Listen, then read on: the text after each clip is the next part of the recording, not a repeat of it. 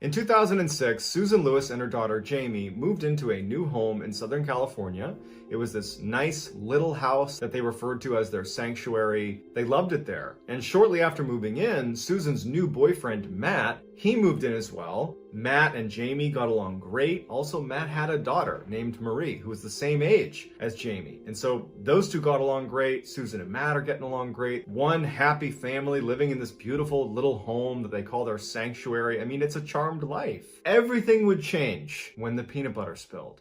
A few weeks after moving in, it's this beautiful summer day, and Matt and Jamie and Marie are all outside goofing around in the pool, and Susan steps away from them to go into the house to make lunch for the group. Susan goes into the kitchen, and she sees on the counter that a peanut butter jar had its lid off and had been turned on its side. And oddly enough, the peanut butter seemed to be running out of the jar like it had been melted. It was like in a liquid state, pouring out of the jar, and had gone all over the ground. She felt the temperature in the air and it wasn't very hot. So she figures one of the kids must have come in here and for whatever reason, microwaved the peanut butter and then dumped it on the counter. And so she reflexively turns around. She's like, Jamie, her daughter, Jamie, get in here. Jamie comes inside and she's like, what, Mom? And she's like, did you do this? And Jamie would say that she literally laughed at her mom. Like, why would I do that? And her mom's like, well, I don't know. Do you know if Marie did this? And she's like, no, we've been outside. So she shoos her daughter away and she calls in Marie. And Marie too is like, no, I didn't touch the peanut butter. Susan ultimately just kind of says, okay, the kids don't want to own up to it. It's a great day today. I'm not gonna let this ruin it. And so she's kind of rationalizing what's going on. She's thinking, okay, one of the kids must have knocked it over without meaning to, and maybe it was warmer in here and I just didn't realize it and it melted. Any number of things could have been the reason for this, but I just don't care. After cleaning up the peanut butter, Susan leaves the house and they, all four of them, spend the rest of the day goofing around outside near the pool. When they come back in the house later that day, they find that there have been cans that you would keep in your pantry, like canned food, stacked on each of the steps leading upstairs. They also find that there have been random objects placed all over the house in strange patterns. In the bathroom, they find shampoo bottles stacked on top of one another, hairbrushes arranged in a star pattern on the counter. They open the microwave and find peanut butter jars and other random canned foods and stuffed animals from the kids' rooms in the microwave.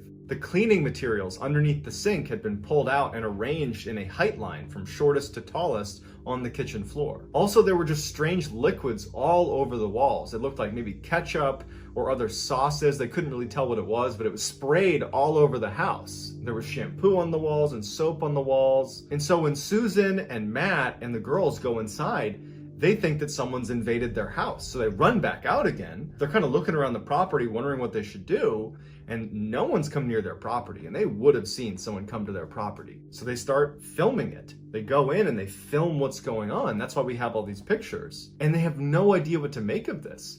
Matt believes it's Jamie, so not his biological daughter. Susan believes it's his daughter, Marie, and it starts this awful conflict between Matt and Susan. This would be the start of what would turn out to be a major fracture in this family, because it just continued to grow.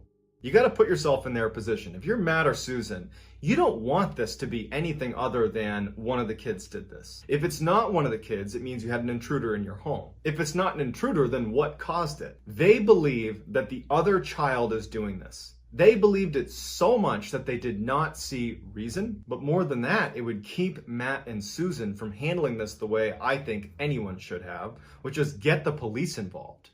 They don't. So they start cleaning it up, and the house was really a mess. So it took quite a while to clean it up. And they ultimately just kind of moved on in that way that people who are in denial move on because you're in denial. That's what they were doing. So a week passes since finding their house in disarray with cans and jars all over the place and liquids on the walls. And Jamie and Marie are spending some time together in Jamie's room. Marie was sitting at a desk that was next to the bed, and Jamie had a cup of coffee. She puts the cup of coffee down on the desk next to Marie and says, I have to go use the bathroom. She turns around, she walks out, she comes back, and Marie has her head down in her homework. She's not apparently paying attention to anything around her. And Jamie walks in and sees that the cup of coffee that had been sitting on the desk has now been thrown all over her bed. And there's only been one person inside of the room, and that's been Marie. She's like, Marie, what are you doing? Why'd you throw my coffee all over the bed? And Marie pokes her head up and she's like, what are you talking about? And she looks over at the coffee and she's just as surprised as Jamie is. She's like, I didn't do that. Jamie doesn't believe Marie. She's mad at her because Jamie believed that Marie was the one responsible for placing the cans and everything all over the house. And so this was just another example of her trying to get attention or something like that. Jamie leaves the room to get some bleach. She comes back and she puts the bleach down on her dresser. She had all her drawers open with her clothes out. And she has this bottle of bleach sitting right at the top of this dresser. And so she goes over to the bed, picks up the cup itself that had the coffee. She puts that back on the table, turns around to get the bleach, and the cap has been turned off and it's now dumping bleach all over her clothes. It's just pouring out. Marie had been sitting in the chair the whole time, and Jamie had seen her the whole time. And so when she sees the bleach dumping all over her clothes, she knows it could not have been Marie. So she screams. Marie looks over. She sees what's going on. She screams. Susan hears this and comes charging in the room, and she's like, what's going on? The girls can't describe what's going on. And as they're standing there, a picture frame falls off the wall.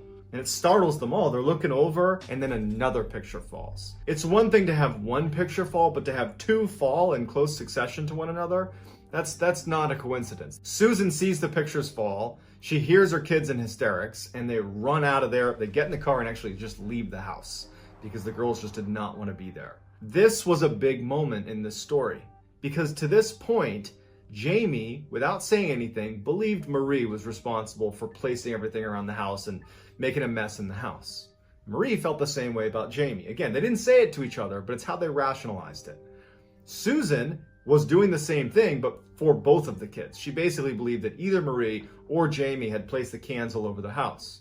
Now, Susan is starting to believe that something else is going on in the house, and Marie and Jamie absolutely believe something is going on in the house. They actually suggested that we believe our house is haunted. At some point after driving around, Susan and Jamie and Marie go back to the house. Matt has been at work the whole time, so he's not there. When they get back to the house is once again covered in cans all up the stairs, placed in weird orientations on the ground, things in the microwave. The fridge has been opened, all the food's been dumped out. There's liquids all over the wall, and they hadn't been there, and neither had Matt. Now combine it with the fact that you just had this coffee and bleach incident and the picture's fallen off the wall. They're talking about the house being haunted. You can imagine what it was like to walk into that house and see it like that all over again when it could not have been Jamie or Marie or Susan. When Matt came home that night, he was just more convinced that it had to have been Marie or Jamie or even Susan, because Susan's acting like something's going on here, something paranormal's going on here, and he wasn't there.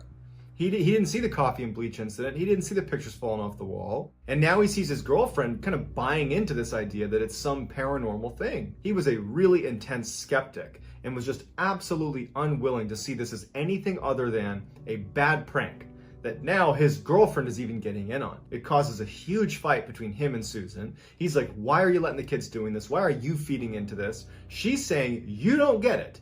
There's something wrong with this house. Practically at each other's throats, they pick the house up again. It takes forever. They put everything back. And by the end of it, it's like no one wants to talk to each other. The kids are fighting with each other. Susan and Matt practically hate each other. And that's how that night wraps up.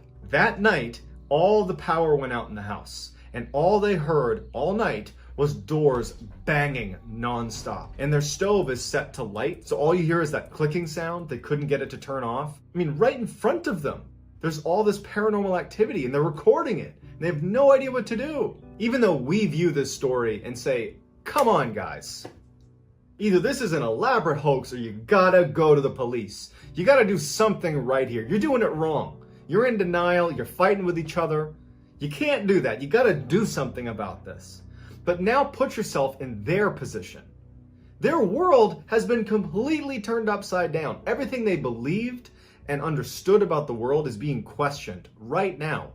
They are trying to hold on to every last shred of that former life and understanding of life that they had before this haunting began. And so they don't handle this well. They just continue to fight and to be at each other's throats, blaming each other for all the things that are blatantly happening in front of them that have nothing to do with Matt, Susan, Jamie, or Marie. So at this point, Susan and Matt and the girls have not told any of their friends or other family members about what's going on. So the next day, Susan would actually go to her close friend and say, here's what's going on, and I have no idea what to do.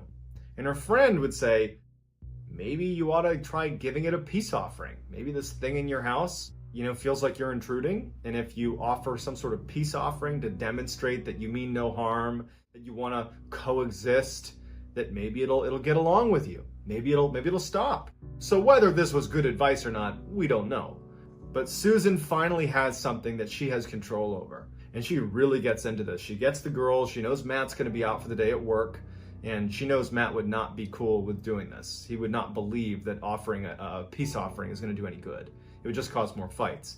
And so she saw this window of time to take the girls and do this peace offering. She had this little figurine. It was a cat figurine. Susan loved cats, and she figured that a cat represented something she loved, and so it would be the perfect kind of deliberate, intentional offering, showing that she means no harm, they mean no harm. Let's kind of call a truce here. And she puts candles on this table, and she puts the cat right in the middle, and she doesn't know what to say or how to do it. And the girls are just sitting there like, what's happening here? And Susan just kind of says, please accept this gift.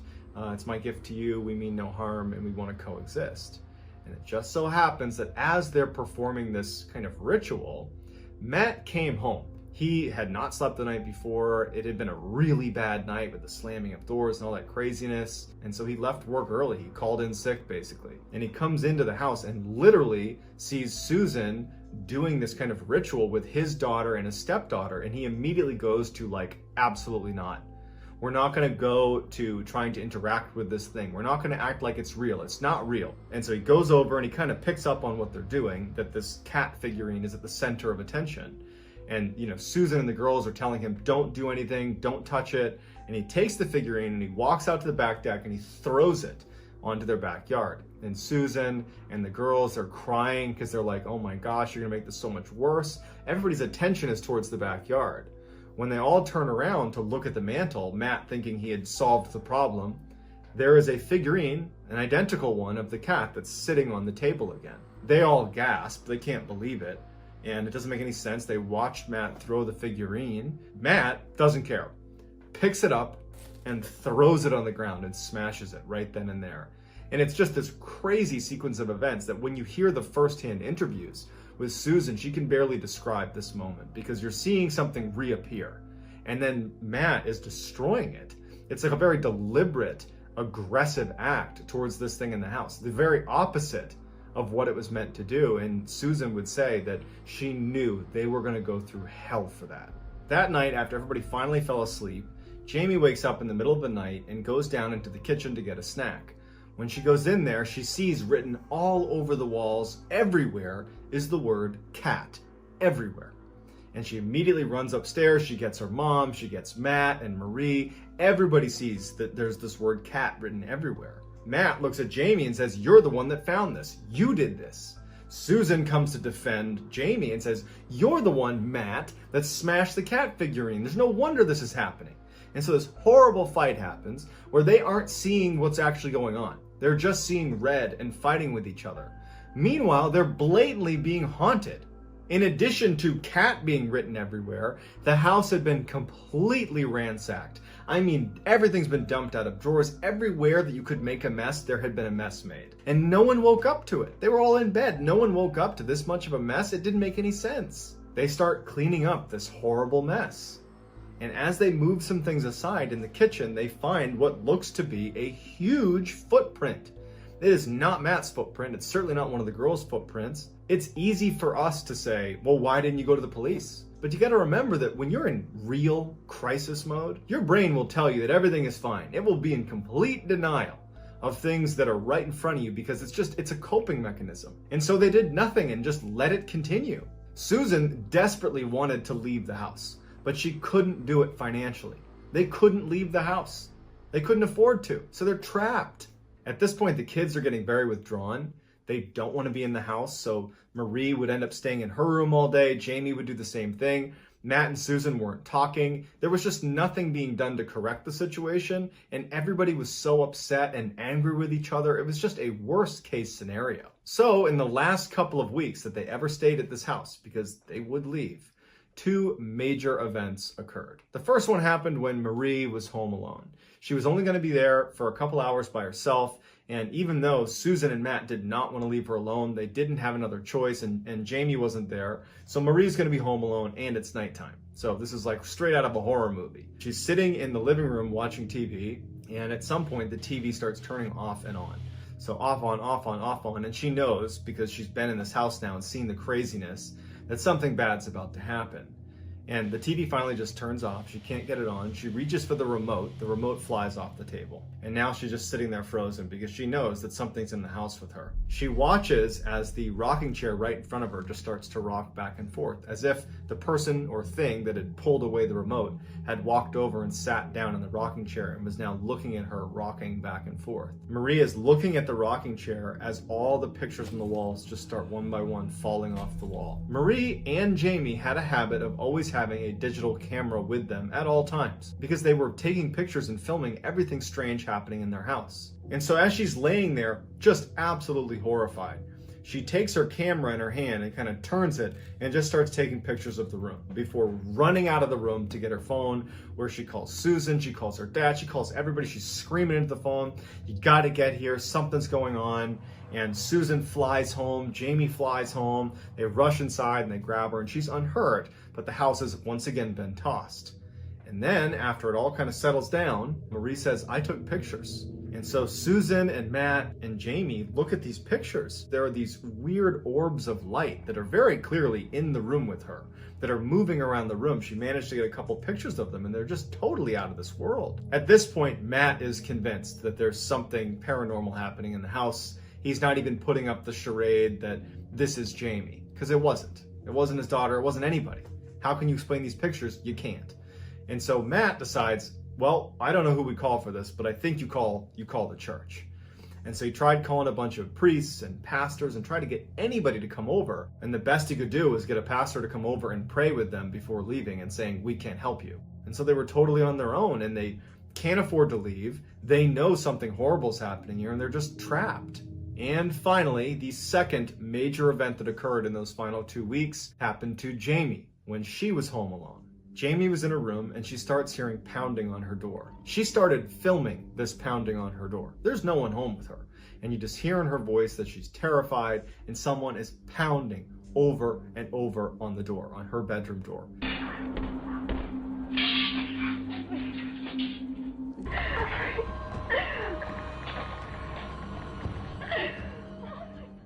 And at some point she knows she has to go into the hall. And so she goes over to the door. She's building the strength to reach down and open the door. And as soon as her hand would go near the doorknob, the pounding on the other side of the door would stop. Like it knew she was about to come out into the hall. And so she didn't open the door, and she went back onto her bed and she just sat there in the fetal position for 3 hours, listening to something smashing nonstop into the door. At some point, the banging stops. And after a few minutes of the banging being done, she thinks this is her chance to escape the house. She opens the door and there's no one there. But the door on the outside, where the knocking had been happening, there's this huge dent and divot in the door.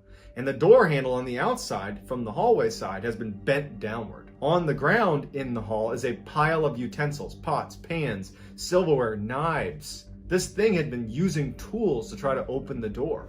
Next door to her room was a bathroom, and the bathroom door did not have a doorknob on it. You basically just pushed it shut. But there was a space for a doorknob that you could actually look through. They just hadn't put it on there yet. And she noticed in the bathroom that the light was flickering. And she thought, I think it's in there. And she decides she's going to try to trap this thing. So she goes to her desk where she had some string. She goes back over and loops the string through this hole in the door and leans back and pulls the door shut, thinking she's trapped this thing inside. As soon as she does, she starts feeling resistance on the door. Someone is pulling back. And at some point, the string gets cut and she falls back into her room. At which point, the bathroom door swings open and she says, I'm about to come face to face with something out of my nightmares. But before she could see this thing come out of the bathroom, her bedroom door slams shut and she hears the rustling of pans and tools and metal clinking against each other right outside her door. She knows this thing is interacting with all those tools and pots and pans right on the other side of her door. It's this horrifying thought. And after just a moment or two, she sees smoke coming into her bedroom. And so she immediately runs to the door to try to open it. And when she does, she sees that now there is a frying pan sitting in the hall that has a toilet paper roll completely on fire, and that there's been toilet paper strewn all over the hallway. Like this is a wick and it's gonna light the hallway on fire. She grabs a sweatshirt and she smothers the fire. At this point, she's in full survival mode. She knows she has to get out of this house. It's trying to kill her. And so she walks down this hall, pulling aside all of the toilet paper, getting ready to come face to face with this horrible thing. She goes into the living room. The whole thing has been covered in toilet paper, paper towels, papers have been strewn everywhere. This thing was trying to light the house on fire with her trapped inside. And so she manages to make her way through this maze of toilet paper.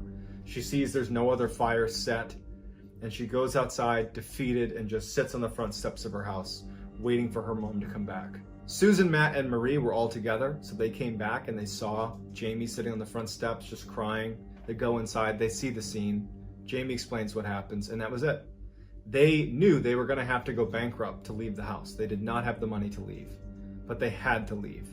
And so they barely packed up and they left that house. It didn't sell. Susan literally went bankrupt, and soon after they left the neighborhood, their neighbors left the neighborhood, and 5 other neighbors in their immediate vicinity all left. All of the houses did not sell. They are all vacant. No one knows why. Susan, Jamie, Matt, and Marie, since leaving that neighborhood, even though they were ruined financially, they were very happy to get out of there. They've had no other paranormal activity since they left, and they're just glad they got out of there with their lives. Just a reminder, my very first book, MrBallen Presents Strange, Dark, and Mysterious, The Graphic Stories, is out right now and shipping worldwide. You can find it wherever books or audiobooks are sold. This book is truly a brand new experience for anybody who's a fan of the strange, dark, and mysterious. We've never had a book before, so this is a big deal. It's a collection of 9 stories. Some are new, some are old, but they're all awesome.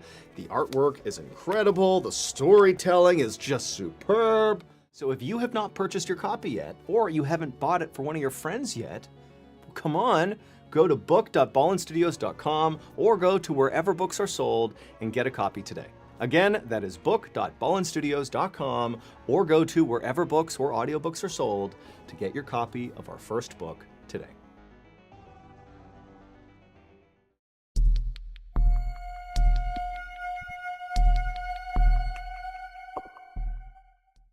"911 dispatchers hear a lot of interesting stories coming from the other end of the phone. But one group of dispatchers out of Reno, Nevada may win the award for the creepiest 911 calls ever received. When the details of these calls they got were put online, the internet went crazy. Here is their story. There was this old couple that lived about 20 miles east of Reno, Nevada. In 2010, the husband dies, leaving the wife all alone in this house. Shortly after his passing, she began calling 911 2-3 times a week, requesting things like, "Can you please put some water on to boil? Hey, can you change the thermostat?" It was clear she was showing signs of dementia, and the dispatchers were respectful of her and gently told her that this is 911, you can only call if it's an emergency, and at some point the woman would understand her mistake and she would say sorry and she would hang up. No first responders were ever sent out for these calls because it didn't seem like an emergency, it just seemed like a confused elderly person. But no matter how many times they told her, she kept calling back.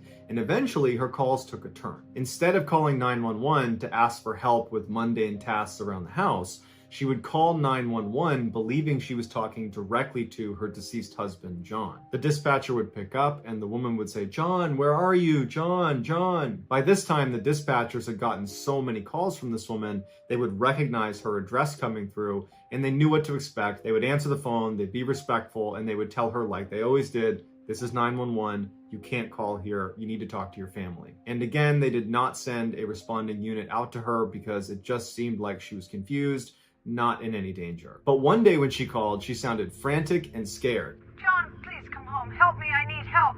John, come home." This time, they would send first responders out to the woman's house. When the responding unit arrives at her house just minutes after she had placed the 911 call, they go to the door and they're knocking and they're yelling for her and she's not coming to the door and it's all quiet in the house.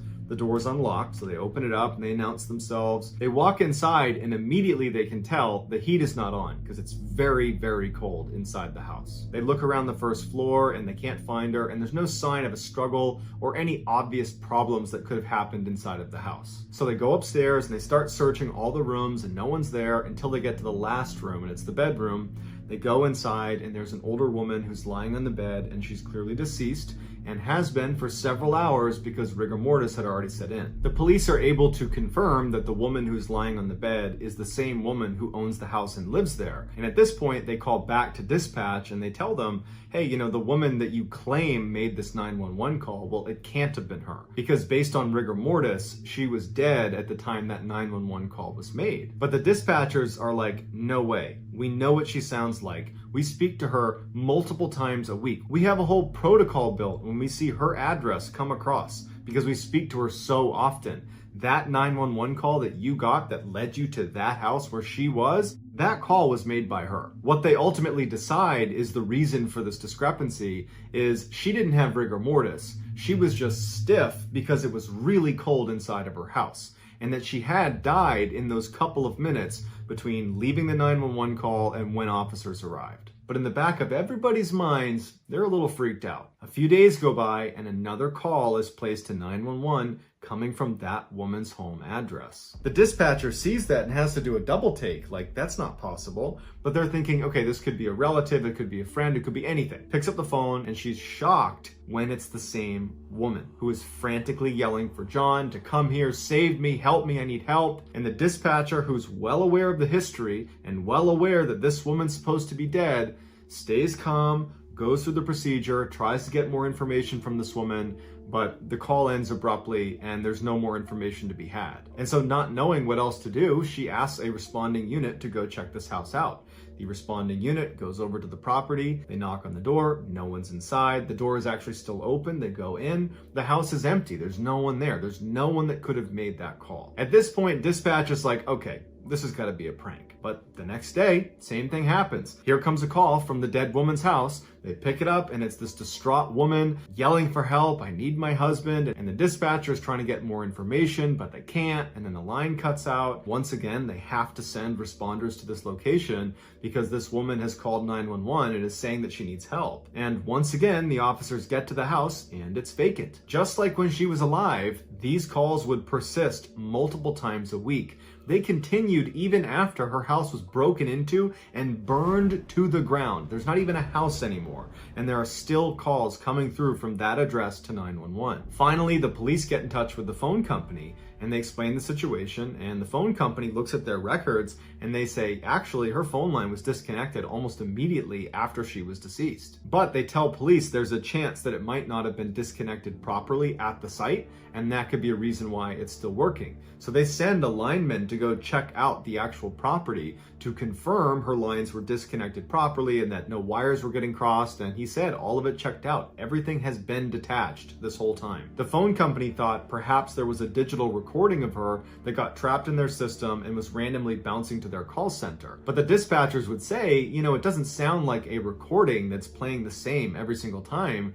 It's always the same message. She's yelling for her husband to come save her. But the way she sounds is always different. It's a unique phone call every single time. So because there wasn't a definitive explanation for why this was happening, they had to treat each call like it was serious. And so multiple times a week for a year, they received these ghost calls and had to send out responding officers to check on her, even though the house was gone and there was nothing there and there was never anyone there. It was just a vacant lot. And then finally, a year after this woman has died, the calls just abruptly stopped. And the police did not launch an investigation into what it was, because the reality is police need to prioritize things that are threats to people or places. And this really wasn't either of those things. It was just really bizarre. And so the official explanation for how a dead woman could be calling 911 from a non-existent phone line in a non-existent house for a year is, we don't know.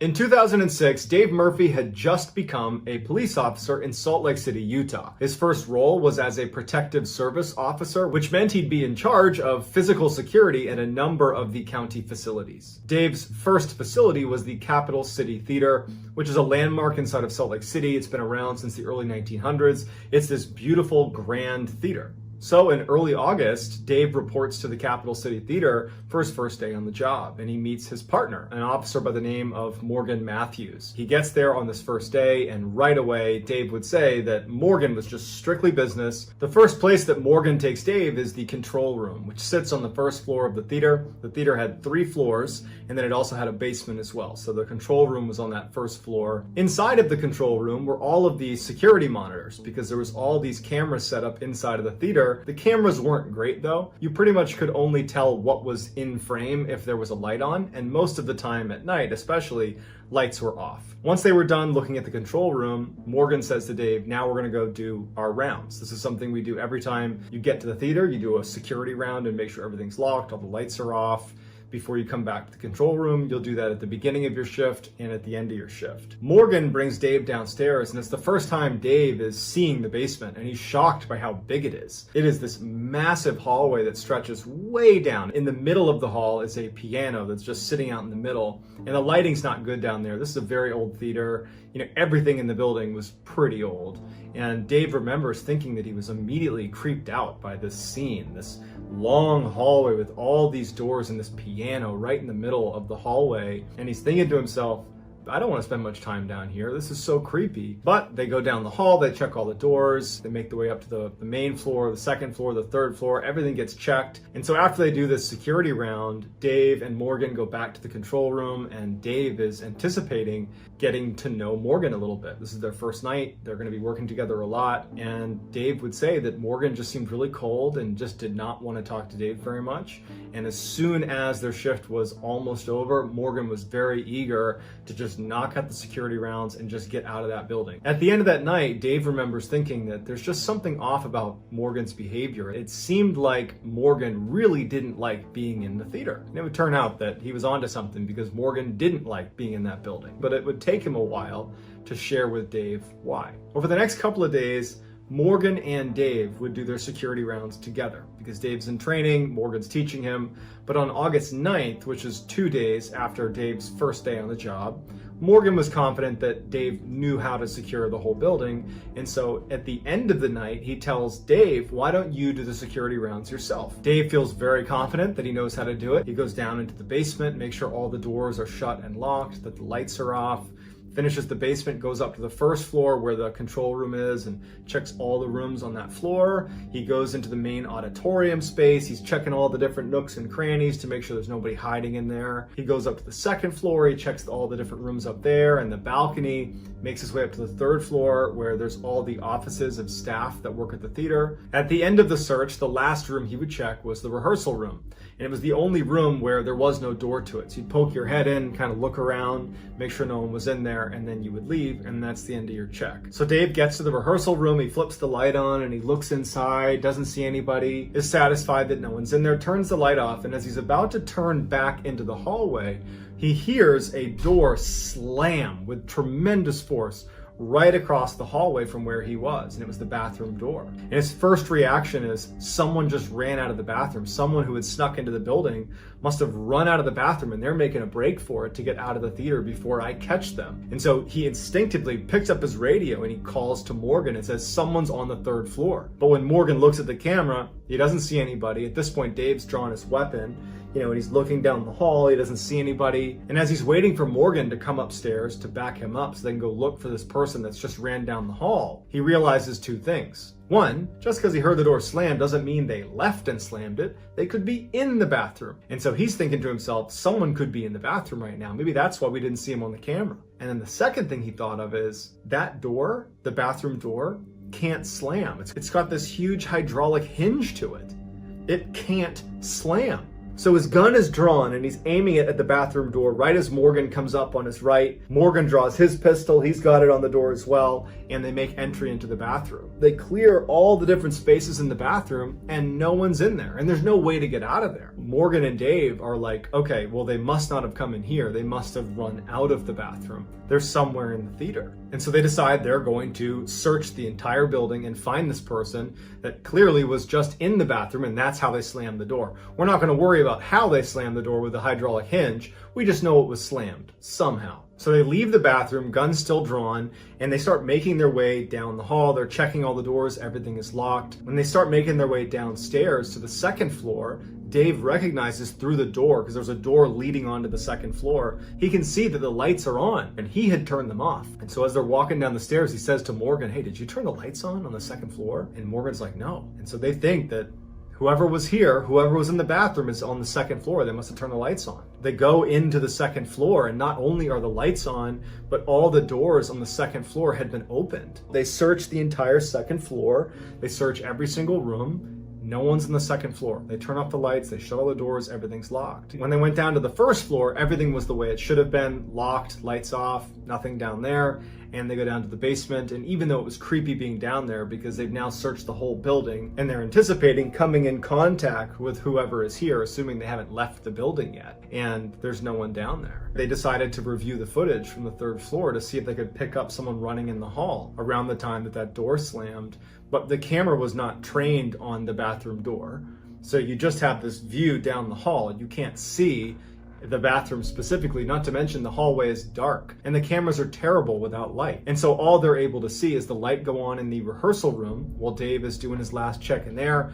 The lights turn off because Dave's about to turn around. And then after that, you just hear this massive slam of this door, but you can't see what happened. So they don't know what to make of it. They're both very much on edge that someone might still be in the building. And so they do another sweep of the building and no one's there. And so they decide to just chalk it up and say, we were hearing things and seeing things. I'm sure it's fine. Let's just get out of here. And they leave. A couple of days later, on August 11th, Morgan is working alone. Dave wasn't coming in that day, so Morgan's alone in the theater doing a shift. And at some point in the night, as he's sitting in the control room, he thinks he hears whispering in the hall right behind him. And so after the experience he had with Dave a couple nights ago, he's on edge. So he draws his pistol right away.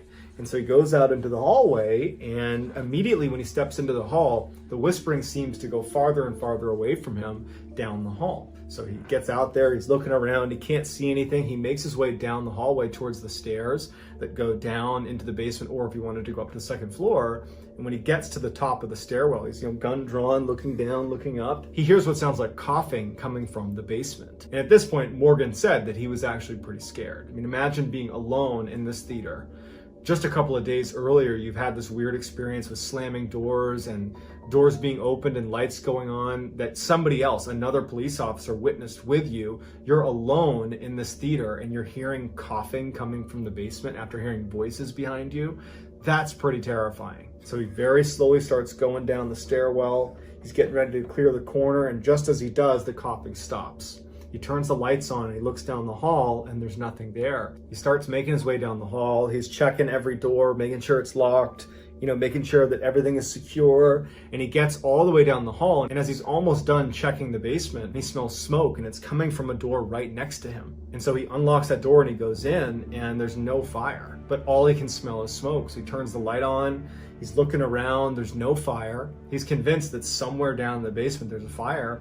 He goes to every single room and he keeps checking and there's nothing. And then at some point the smoke smell dissipates. He checks every space in the theater to look for a fire and there's no fire. He's wondering if he should call the fire department, but he's thinking, what would I tell them? There's no fire. And so he ultimately, after checking 3-4 times and being very confident there wasn't a fire, he just says, okay, no fire. I guess I was just smelling things. A few weeks later, on September 4th, Dave has just arrived at the theater. He's there a little bit early. Their shift started at 5 p.m. He was there at about 4:30.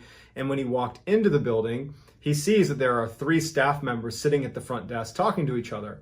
And as he walks past, one of them is talking about ghosts inside of the theater. And it immediately piques his interest. And so he walked over to the guy talking about ghosts and he introduced himself. And it turned out that this guy was a man named Blair Fuller, who was a senior accountant at the theater. And so Dave asked Blair, what are you talking about with ghosts in the theater? Because I provide physical security here and I've seen some strange things here. I just love to hear what you have to say about it. So they head up to the 3rd floor where Blair's office was, and they sit down, and Blair says, okay, I got a doozy for you. This happened to me a couple years ago. I was actually in this office. It was about 10 o'clock at night. I was doing some work and I heard the elevator kick on. Now, the elevator was right outside of his office, and anytime it was on, the engine was really loud. It was really obvious if the elevator was moving around.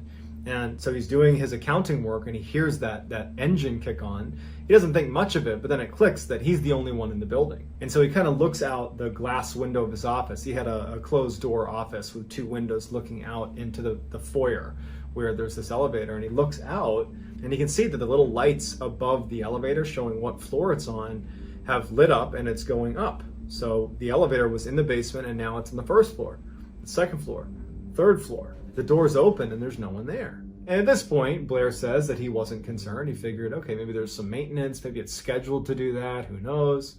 But after a little while, the alarm goes off in the elevator to signify that something is obstructing the door from shutting. And he's looking out the window and he hears this alarm, this like ringing sound going off, but the door isn't shutting. And he's like, there's nothing obstructing the door, why isn't it shutting? And so he leaves his office and he kind of walks over to the elevator and he walks into the elevator. And he said immediately he felt this massive drop in temperature inside of the elevator. And as he's standing there, he turns around. Now he's looking back towards his office inside of the elevator. The doors start to shut. And for whatever reason, he said, I didn't get off. I just decided I'm going to ride this elevator. The basement button lights up as if someone had pressed basement, and they start going down. And he's sitting there thinking, what in the world is going on? It was just on an alarm because the door wasn't shutting. And then miraculously, when I go inside of it, it suddenly works again and it's going to the basement. So he goes to the basement, the door opens, there's no one there. He steps out and Blair says that it took all of his courage to yell out, hey, is anyone down here? And as soon as he did and he didn't hear a response, he said he didn't want to make any more sound. The elevator sat in the middle of the hall in the basement. It's that huge hall with that piano sitting right in the middle. The lights are off. And he pokes his head down one way. There's nothing down there. He sees the piano barely from the light of the elevator. And he looks down the other way. There's no one there. And at this point, he's just so spooked. He just gets back in the elevator and he hits floor 3, floor 3, floor 3. And he's hitting like door closed, door closed, door closed. The door closes and he goes back up to his office. He goes into his office and he shuts the door and he sits down and he's thinking like, what was that? Why did that just happen? I got to find out if they're running maintenance or something. And as he's sitting in his chair thinking about this strange experience, he hears what sounds like banging sounds coming from outside of his office in that foyer near the elevator. He just goes to his door and he opens it up and he pokes his head into the foyer and he looks to the side and there's this big filing cabinet and all of the cabinets are out. They've all been pulled out. He certainly didn't do this. And it was as if someone was one by one pushing each of them shut, these big heavy cabinets. And he's watching as one by one these things are slamming shut. One by one until the whole thing is shut. And so he goes over and he's like trying to disprove what he just saw, that he can open up a drawer and that it will shut on its own. But none of them shut on their own. You have to shut it. Something has to shut it for it to shut. And so he packed up for the day and left and did not work another night shift at the theater. Later that night, Dave would share Blair's story with Morgan. He wasn't really sure how Morgan was going to react, but Morgan actually would open up and he would say, you know, before you started working here, I always felt like I was being watched when I was here. And then we had that experience, obviously, where the lights are coming on and you heard that banging from that bathroom door.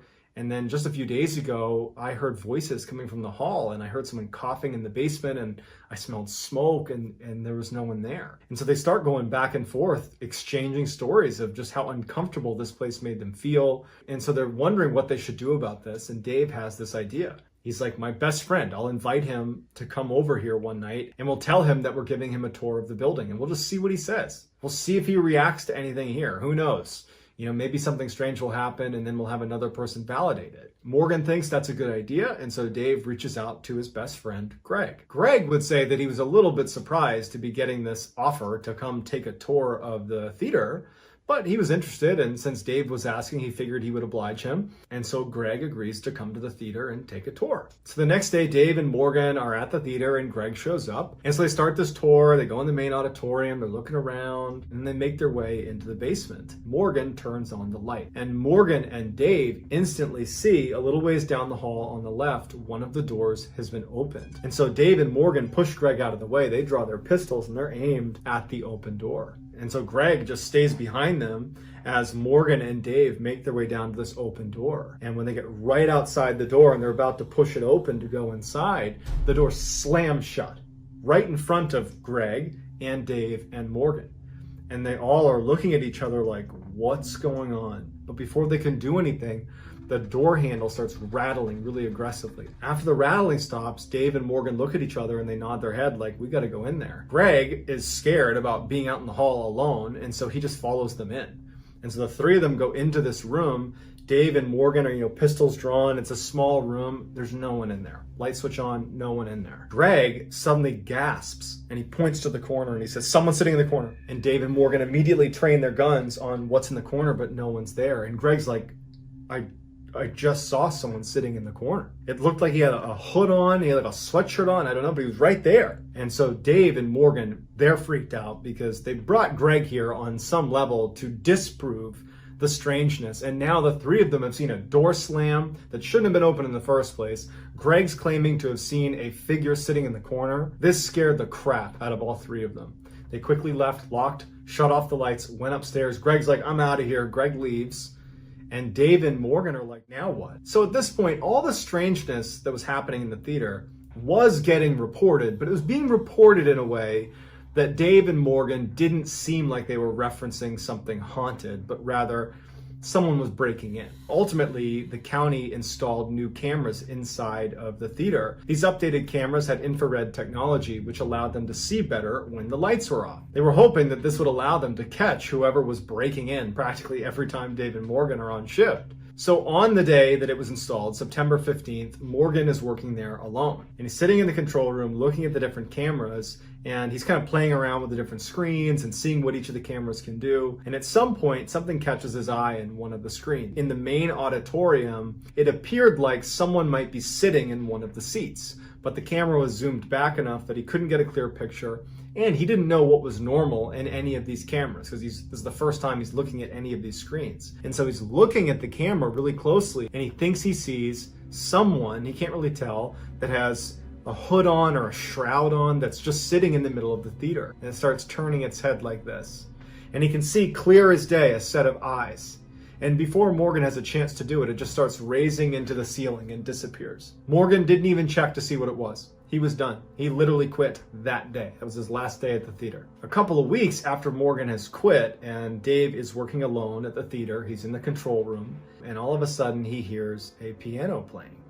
And there's only one piano in the entire theater, and it's sitting in the basement. It's his job to protect this place, so he knows he has to go down and check because it could be some hooligan in the building somewhere. So he leaves the control room, and as he starts walking over to the stairs with his gun drawn, the music is getting louder and louder. The piano is getting louder and louder and louder. He makes his way down the steps, and as he's about to turn the corner, he hears the guard that protects the keys on the piano slam shut, and the piano stops. Then he turns around the corner and he looks, and there's no one down there. He flips on the light.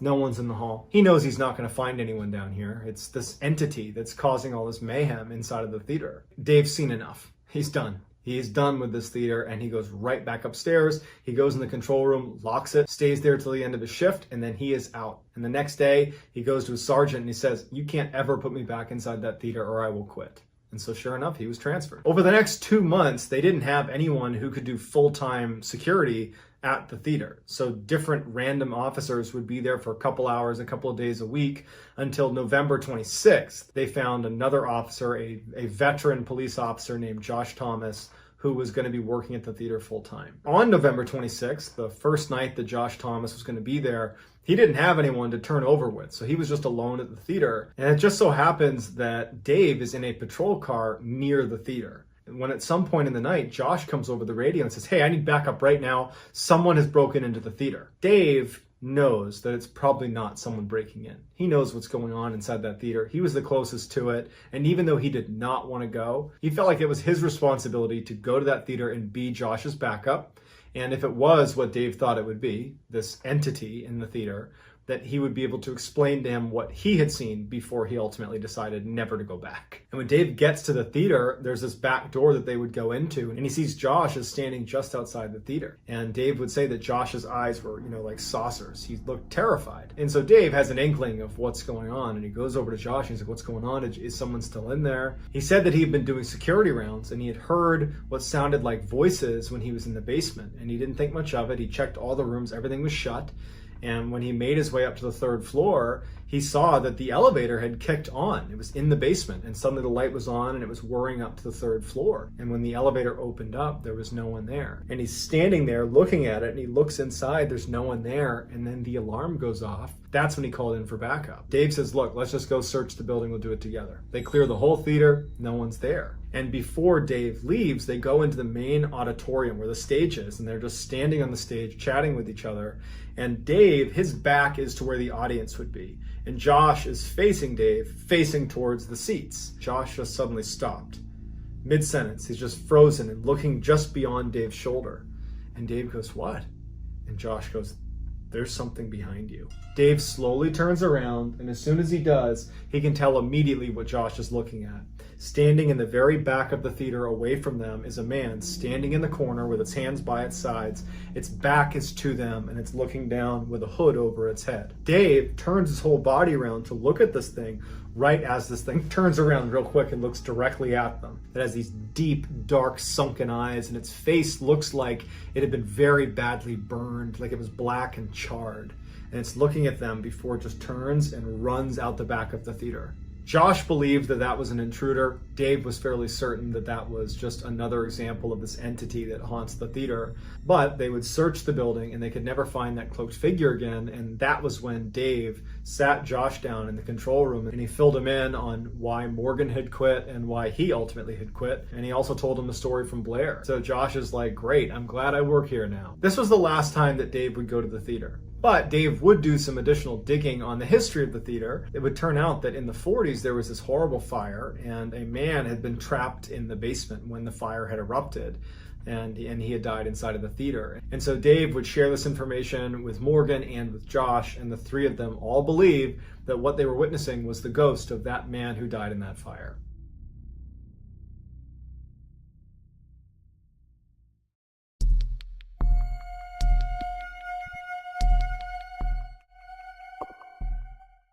On the morning of November 13th, 1974, 6 members of the DeFeo family were asleep in their home in Amityville, New York. The 7th member of the family, Ron, was sitting on his bed in the basement. At around 1 a.m., he gets up off his bed, he grabs a rifle, and he starts walking up the stairs. He goes across the 1st floor, goes up the 2nd floor stairs, and he gets to the 2nd floor landing, and he walks right into his parents' bedroom, which was totally dark besides this little candle that had been lit next to his father's bedside. And he raises his rifle and he puts 2 rounds into his father's back. And then as soon as his father is still, he aims at his mother and he shoots her 2 times. And then he puts the gun down and he walks out and he goes across the hall into his brother's room. He raises his rifle and he fires 1 shot into his 12-year-old brother Mark, and then he aims at his 9-year-old brother John and he fires 1 shot into him as well. Then he leaves their bedroom and he walks down the hall to another bedroom where he finds his 13-year-old sister Allison. He raises his rifle and he fires 1 shot. He leaves her room, he goes up the 3rd set of stairs up onto the 3rd floor, finds his 18-year-old sister Dawn, and he fires 1 shot into her, and then he was done. Altogether, it took Ron about 15 minutes to massacre his family.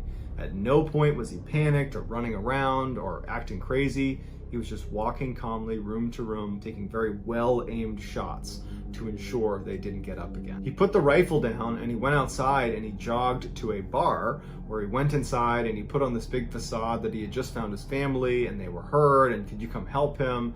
And when they got to the house, he refused to go inside, but the people from the bar went inside and they discovered this horrible scene. And when the police show up, Ron goes over to them and he actually confesses and says, I killed my family. Even though the DeFeo family had a reputation for being very dysfunctional, it was Ron who had the worst reputation. He was known around Amityville for heavy drug use, for being a total alcoholic, and for getting really aggressive and confrontational with people. He was just a guy no one wanted to be around.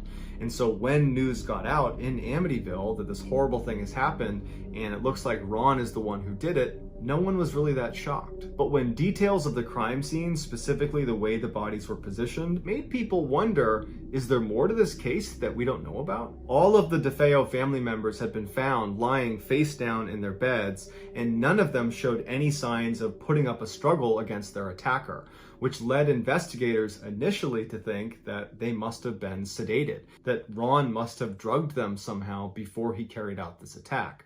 But when the toxicology reports came back, no one in the family had any substance in their system. At first, the police did not think that was a very big deal. They figured, you know what? The family just must not have heard the different gunshots. He wasn't shooting lots of rounds. It was, one single round here, one single round here, that perhaps they just didn't hear it, and that's why no one tried to escape. But it turns out the rifle Ron was using, the .35 caliber Marlin, is one of the loudest rifles you can own. And in fact, investigators went out and did a test with it, and they fired it indoors, and you could easily hear it a mile away. And so investigators said, well, then it looks like they must have heard these gunshots, but for some reason didn't get out of their beds. They didn't try to fight back in any way. They just kind of took it. And then you have the weirdness of Ron's confession. On the night of the attack, when Ron is sitting on his bed and he can't sleep and everybody else is asleep upstairs, he starts hearing a voice in his head that's saying, "Catch them, kill them." And he thinks he's just losing his mind.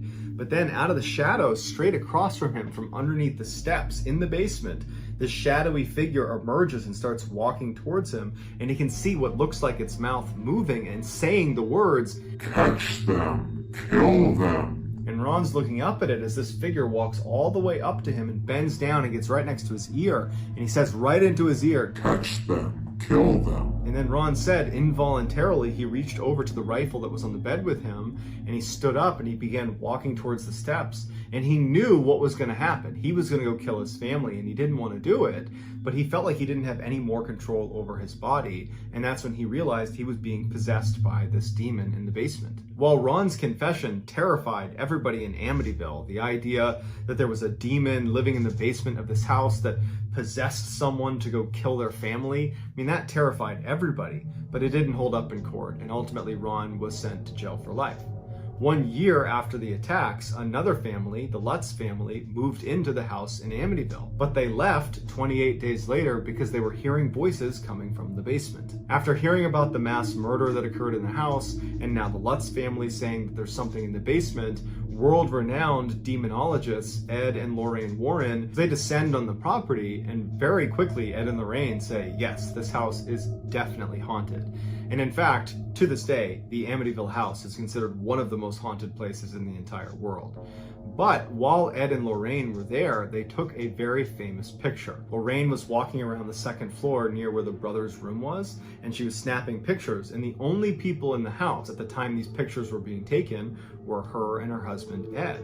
And here is the picture that she took on the second floor. She claims this boy standing on the left side of the picture is the ghost of John DeFeo. Today, the house still stands, and it's been bought and sold a number of times over the years because apparently no one likes to live in this house for a very long time.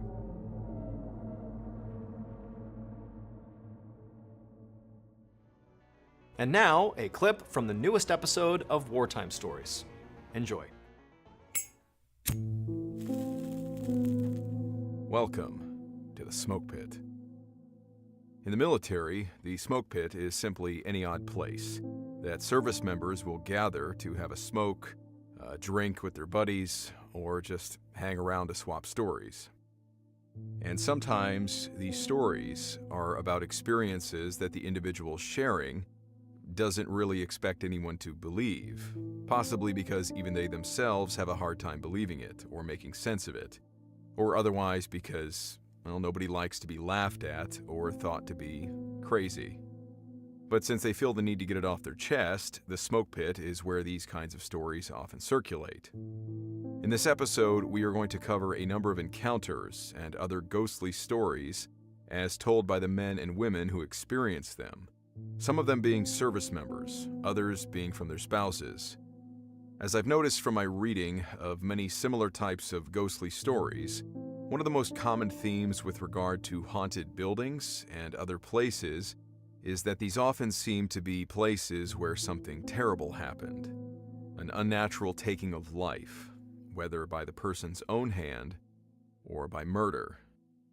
As such, if you are sensitive to that kind of thing, be aware that some of these stories may be difficult to listen to, especially as one of the final accounts is believed to be connected to the tragic murder of 2 young children. These are stories of hauntings where, with no one else to turn to, these men and women had to call the base chaplain.